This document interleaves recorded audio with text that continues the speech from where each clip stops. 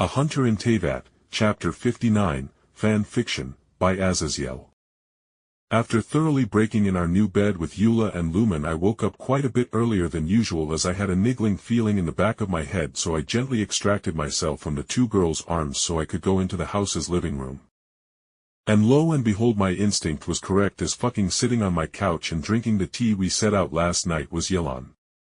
"Is there a particular reason you broke into our new home and decided to eat and drink our food, Eula? Or better yet, how long have you been here?" I asked as I took a seat across Eula, and for a second I thought to be vindictive and steal back my tea, but I recalled a little-known fact about Eula, and with a smell of the aroma of the tea, I noticed the strong scent of giant chili peppers. So, no way was I drinking obscenely spicy tea due to Eula having freaky tastes, even if I wanted to chug it just to claim the tea back as my own. Who is to say I ever left? Who is to say this very house isn't one of my own properties and I am just leasing it to you so I can learn all your oh-so-interesting secrets, Jake? Eula spoke openly as she leaned back on the couch while folding her arms underneath her chest as she eyed me. I chuckled and shook my head as I folded my hands under my chin, and I met Eula's green eyes with my own blue ones. "Eula, I highly doubt niggling would break a business deal even if it was to investigate me and Lumine, who I am sure interests just about everyone. But either way, you of all people wouldn't come barging in here without a reason, so what do you want, Eula?" I asked, not with force but with genuine curiosity.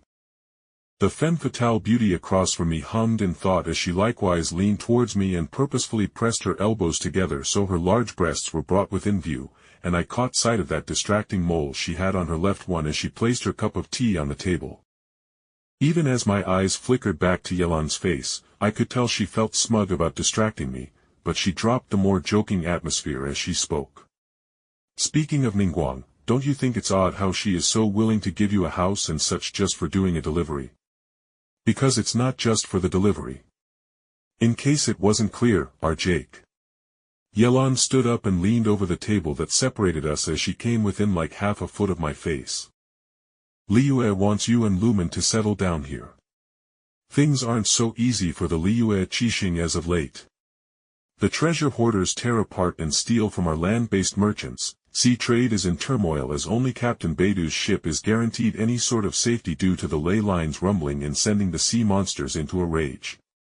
Eula spoke, and I raised an eyebrow at her before she shook her head.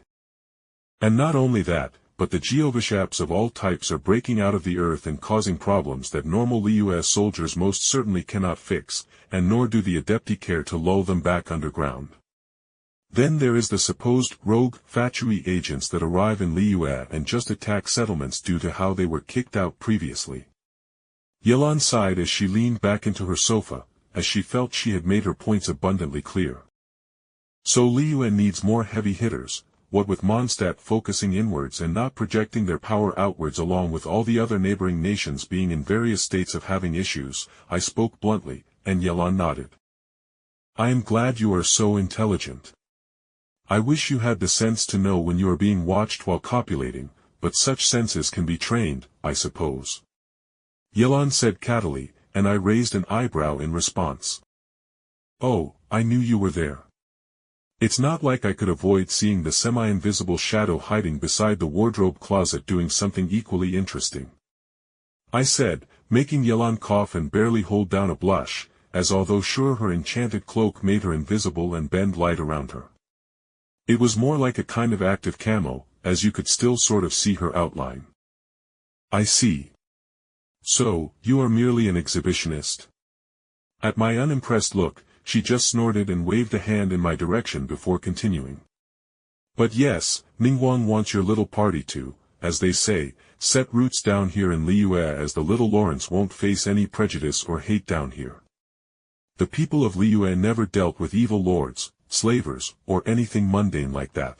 Our history is filled with the blood of dozens of gods dying within these lands and tainting it with terrible karma that creates monsters and natural disasters." She spoke, and she was very much correct, as Zhongli had earned his place as the strongest god with his skyscraper-sized spears of stone being used to smash gods into paste or just seal them underground until they faded.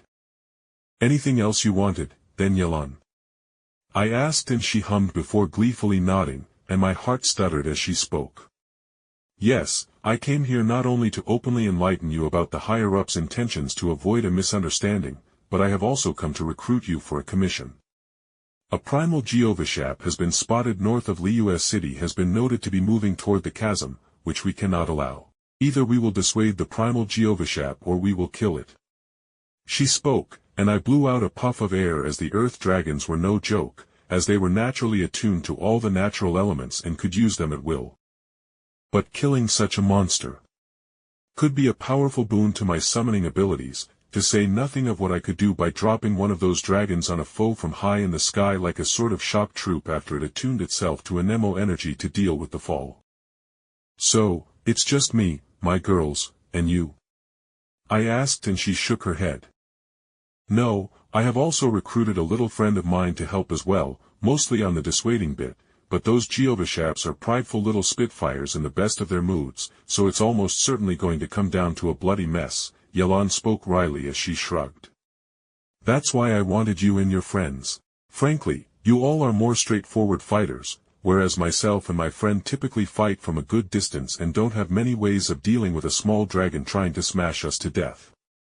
Yelan said bluntly, and after a moment of thought, I realized who she was talking about, so I just nodded.